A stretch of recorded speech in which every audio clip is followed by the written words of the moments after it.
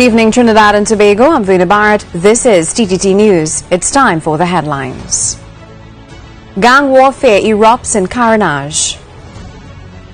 Muslim organizations join Office of the Prime Minister in condemning New Zealand terrorist attack. And in sport, TT Red Force holds slight advantage on Jamaica out in Taruba. Gang warfare erupted in Hague Street, Carage again, but residents are frustrated as they say the police are not doing enough. Ian Wason and cameraman Andy Wharton were in Carage as they followed the action today. The police service joining with the defense force, utilizing land and air support, searching the hills of Hague Street. But this resident said the police were misled. All of them know what's going on, and I said who come in and shoot him behind who. And I said, and he come up, like he just bring the police them by we as a decoy for his friend and them to run off now. You understand? That's just what go on there, you know. He bring the police by my house because, you know, we could see everything going on down the road there. You understand? He run up with them and bring the police by my house. So he accomplice friends and them who come to do the shooting could get away. Jason said his nephew was home all along, but the police took him to the station. The rivalry in Carage surfaced after 4 people were shot on the boardwalk last year, July. And last Saturday, another murder took place at the boardwalk. The victim, a resident of the area. Them just envy people up here, you know. It's no Rasta Muslim thing, you know. Men just envy men up here, you know. Men doing their own thing up here. And men out there just envying men and don't like that and just trying to come and kill men out now, boy. They're trying to dominate the place now. If my partner there and all get shoot. You understand? He and all out on the boardwalk. You understand? Yeah. He's a survivor. He left to tell the tale. Acting on a tip-off, the police went further up the hill to a home hoping to extract the suspects, but they came out empty-handed. Ian Wason, TTT News. The Office of the Prime Minister says it is with shock and horror that we, the people of Trinidad and Tobago, received the sad news of the unspeakable tragedy unleashed on the Muslim community and the entire country of sister Commonwealth nation, New Zealand. 49 people have been killed and at least 20 wounded in shootings at 2 mosques in Christchurch, New Zealand. Prime Minister Jacinda Ardern has described the incident as a terrorist attack and one of New Zealand's darkest days. A man in his late 20s was charged with murder and will appear in court on Saturday morning. 2 other men and 1 woman were detained. The Office of the Prime Minister is calling for the widest possible condemnation of this debasing of humanity by those who fail to accept the oneness of the human race. The Anjuman Sunat ul Jamaat Association, ASJA, has condemned in the strongest possible terms what it describes as the heinous act committed in Christchurch, New Zealand. There is no doubt that murdering innocent people in a place of worship is a hateful and unspeakable crime. Such criminal will be held accountable by Allah on the day of judgment and face the most severe punishment. ASJA is commending the swift action by security personnel in apprehending 3 people. ASJA extends to the people and government of New Zealand our heartfelt regret and sorrow and stand ready to lend support to the bereaved families as may be necessary and in bringing the perpetrators of this act to justice. Commissioner of Police Gary Griffith is assuring that no one in or out of uniform is above the law.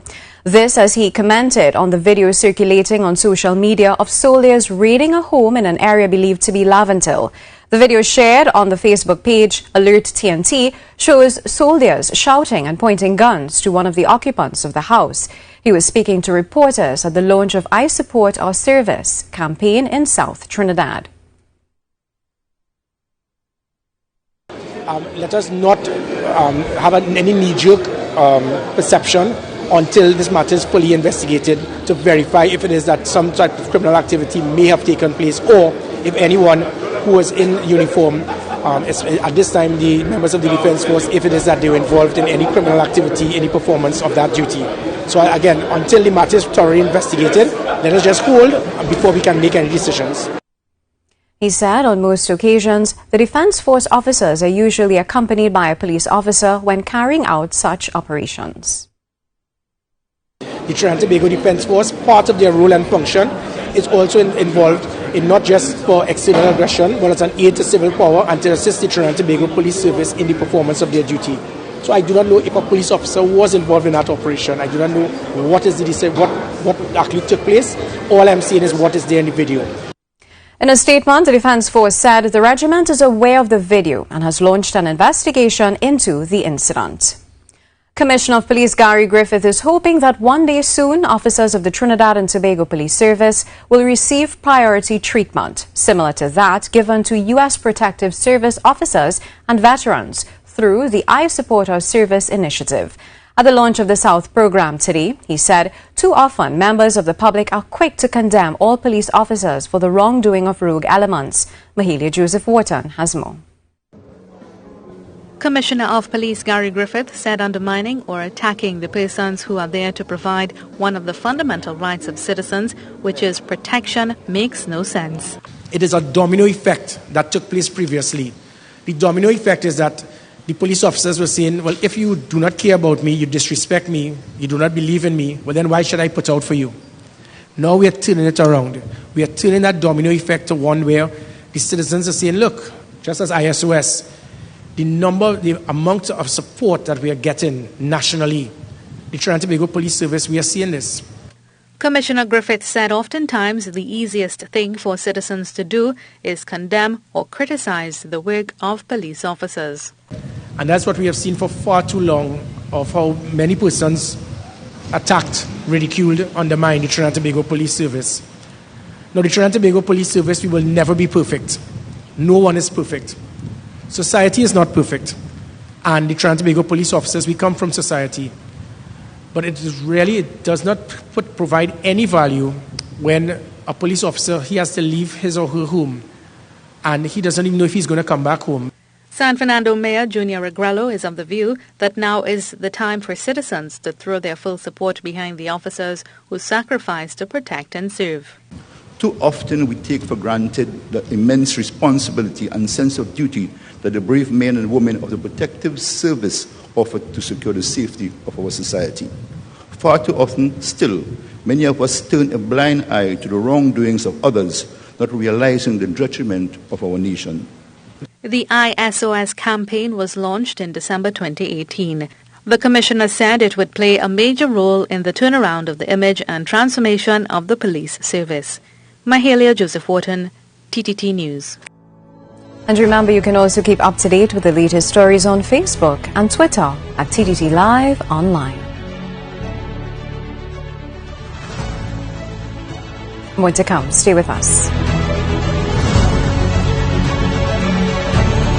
On any given day, at any given time, you can have your say on Talk City 91.1 FM. Call in, text in, send us an email. All our shows are fully interactive. Whether we're talking politics, sports, current affairs, social issues, culture, and the arts, stay in the know with our daily news bulletin and breaking news updates. We're committed to keeping you informed about the world around you. And yes, we entertain you too with the best Kaiso, steel pan, and local and regional music. We are your address for talk. Talk City 91.1 FM and TalkCity91FM.com.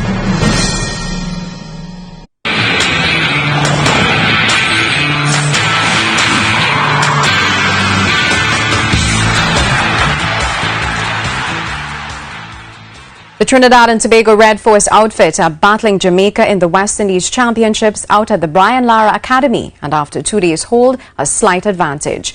Resuming at their overnight 338-for-5, the home team's lower order failed to capitalize and could only add an additional 51 runs for the loss of their remaining 5 wickets, with seamer Nicholson Gordon, the chief destroyer, with 7 for 70.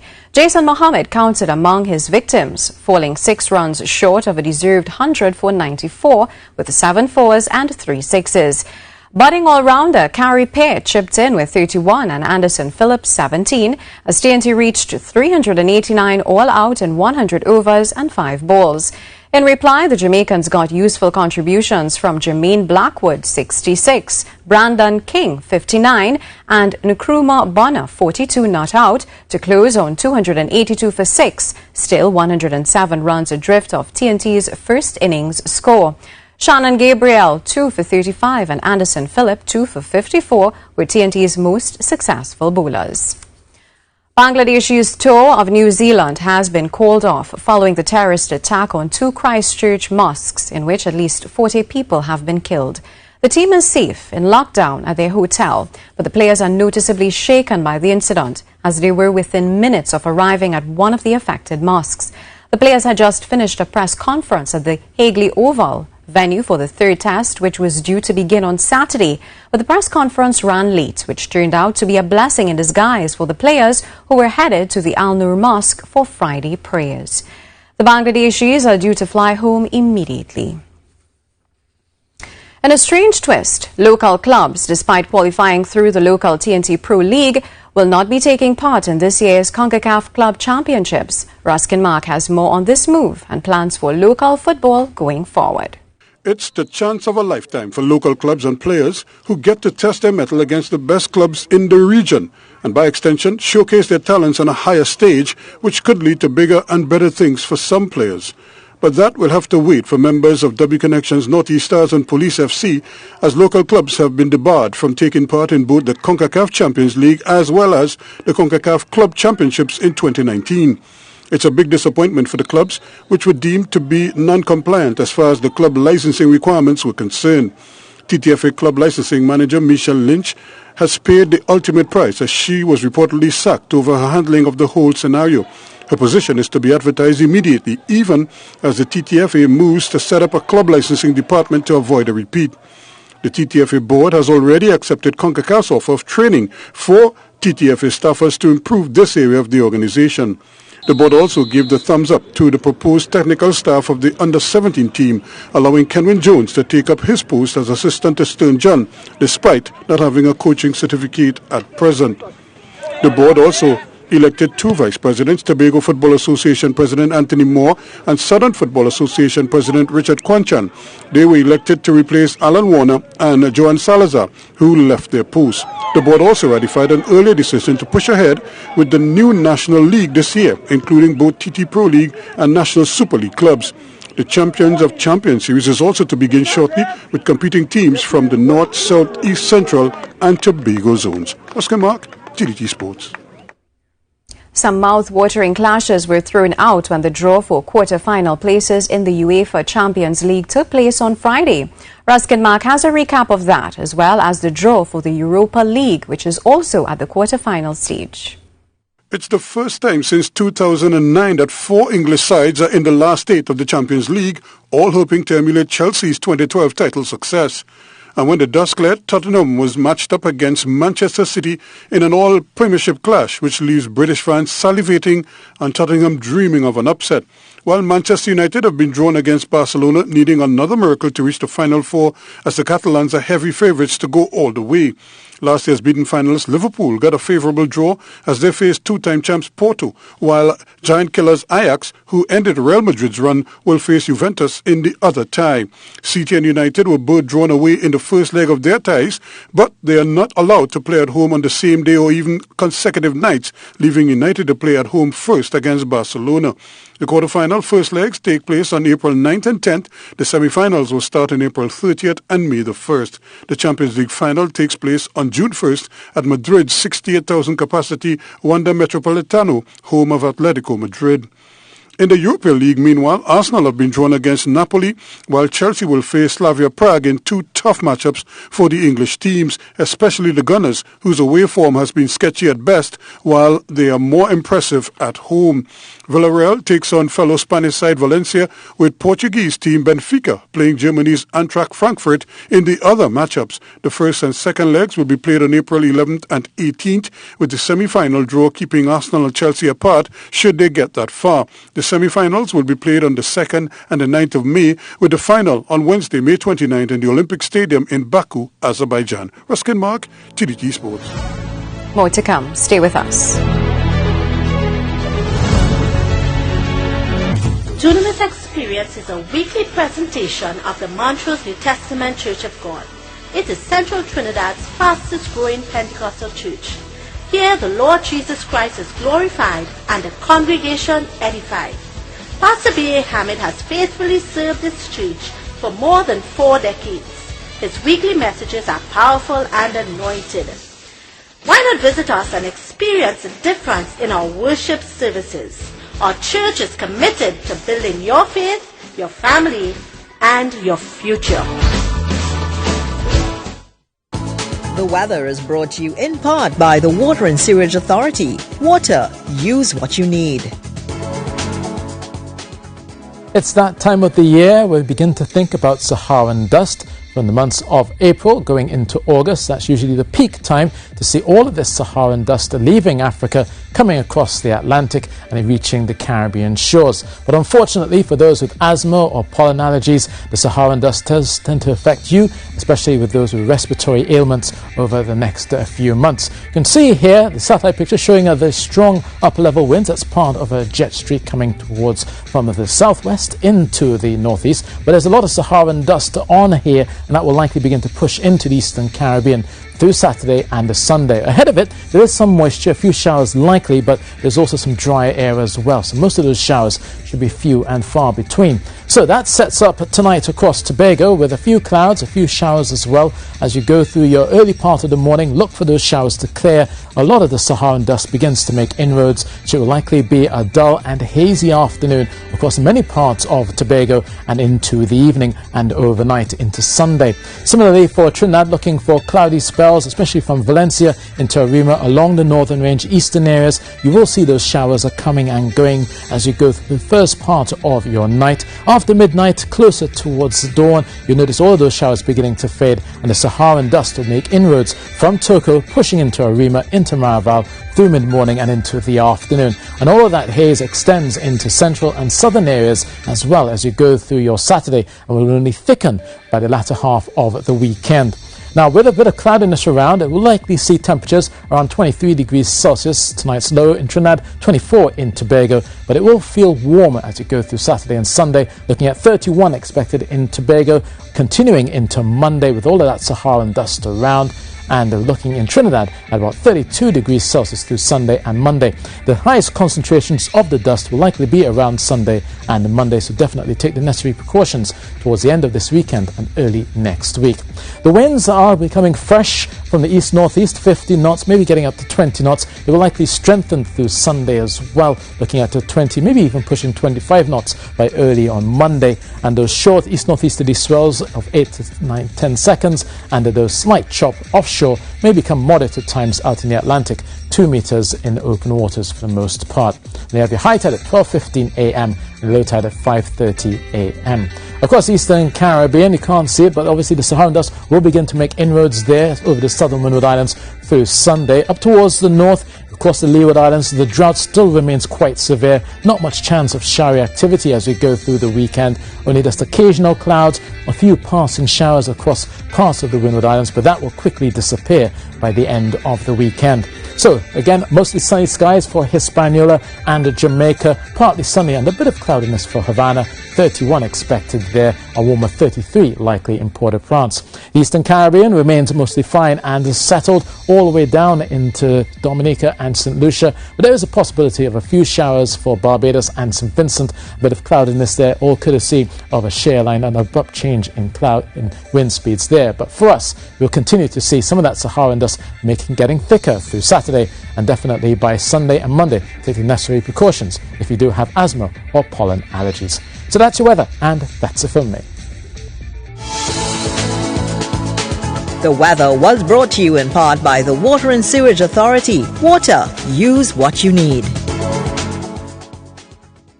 Dialogue on the 2019 International Women's Day theme, Balance for Better, continues.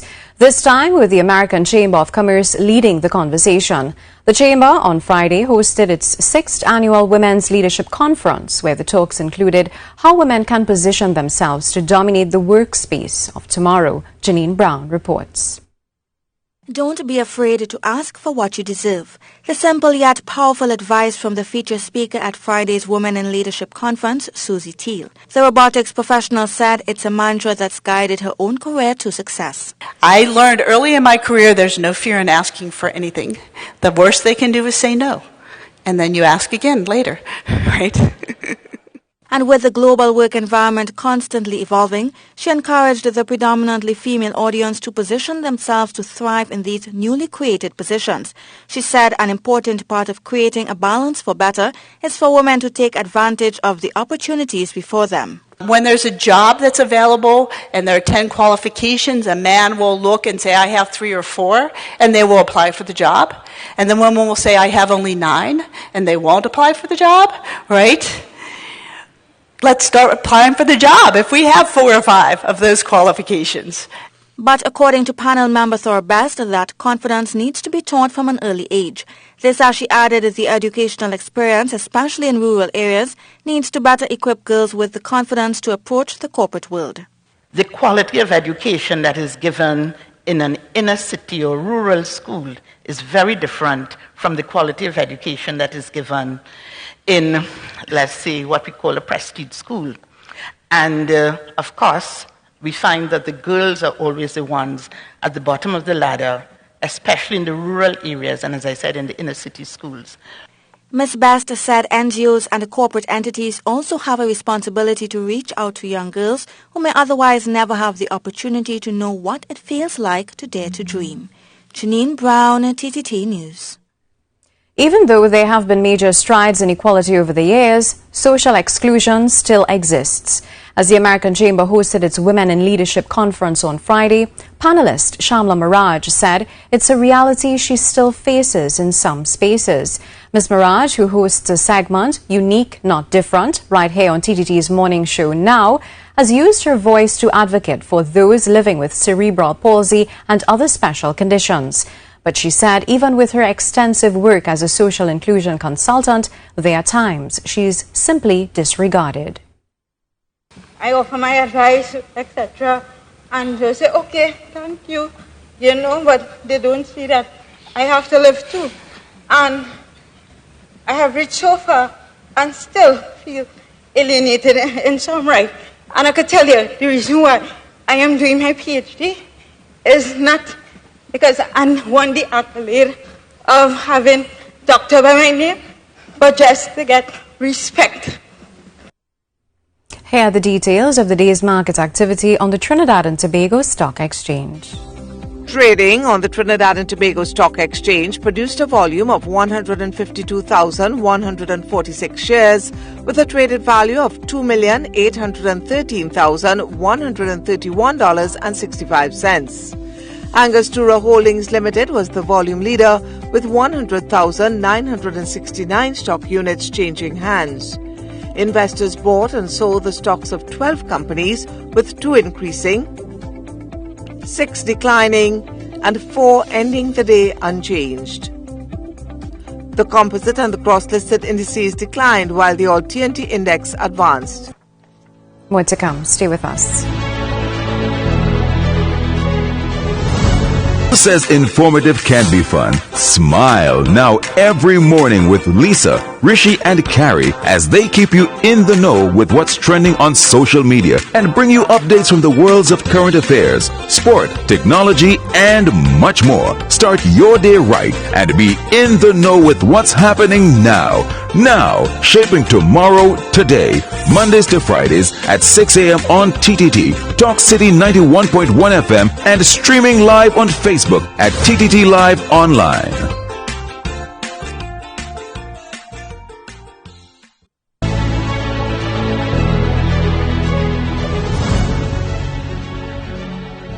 A 34-year-old Trinidadian residing in Tobago, accused of the kidnapping, rape and robbery of 2 tourists in Tobago, has appeared in court to answer the charges arising out of the incident. Arthur Lee Ratty Fraser of Canaan was charged with 2 counts of rape, 2 counts of grievous sexual assault, 2 counts of kidnapping and 2 counts of robbery on Thursday. He was granted bail of $800,000 when he stood before Magistrate Dwayne Murray in the Scarborough Magistrates Court. The matter has been adjourned to Friday, April 5th. The charges arose from an incident which allegedly occurred at 1:30 a.m. on Monday, March 11th. The victims, 2 female tourists who were participating in festivities at the weekly Sunday school event in Bucco, had hired a private driver to return to the guest house they were staying at in Black Rock. They said while en route to their destination, the driver stopped along Grafton Beach and proceeded to rape, sexually assault and rob them of their cell phones before escaping in his vehicle. The Joint Trade Union Movement is concerned about the non-renewal of contracts for industrial court judges. The umbrella union fielded questions from reporters in front of the court this morning in a bid to highlight their concerns, some of which will affect the working class. If the court is not fully resourced, and if the court does not have judges that are with the independence of security of tenure and not threatened by the non-renewal of contract from some government or the cabinet of the day, if those things are not in place, there will be no justice for the workers in Trinidad and Tobago. And the trade union movement in Trinidad and Tobago would not stand for that. President of the All Trinidad General Workers Trade Union, Verna Bharath, is concerned about the integrity of the industrial court. For example, we have been calling on numerous occasions for the amendment to the Retrenchment and Severance Benefit Act and also to the Companies Act to ensure that workers are placed as a priority on the list of creditors in the Companies Act, and also to ensure that when it comes to the Retrenchment and Severance Benefit Act, companies cannot use the clause where they can retrench all the workers and therefore escape from having to pay any retrenchment benefits to the workers. It's a special weekend for the students of the St. Patrick's Newtown RC schools. This Sunday is St. Patrick's Day, and the students of St. Patrick's Newtown boys took in front with their own St. Patrick's Day parade. This is to celebrate the feast of St. Patrick, our patron saint. First we walked 2 blocks and we sang our hymns so we can praise the Lord. Since today is the Friday before St. Patrick's Day, we do it. Donned in their green t-shirts and waving their flags, the teachers and students agree the event has been well received. Years ago, one of our teachers, Ms. Gopi Sydney, she decided that we should do something different. So we should have a parade. So we went with the idea and the boys loved it. The parents, we got a lot of support from the teachers and the parents. So now every year we have our little parade. For those of you who are still wondering about St. Patrick and the significance of this occasion, Laban Dawkins tells us about its connection to Ireland. I remember you're from Ireland. Ireland's colour is green. That's a wrap on this evening's TTT News. On behalf of all of us here, I'm Verna Bharath. Have a good night.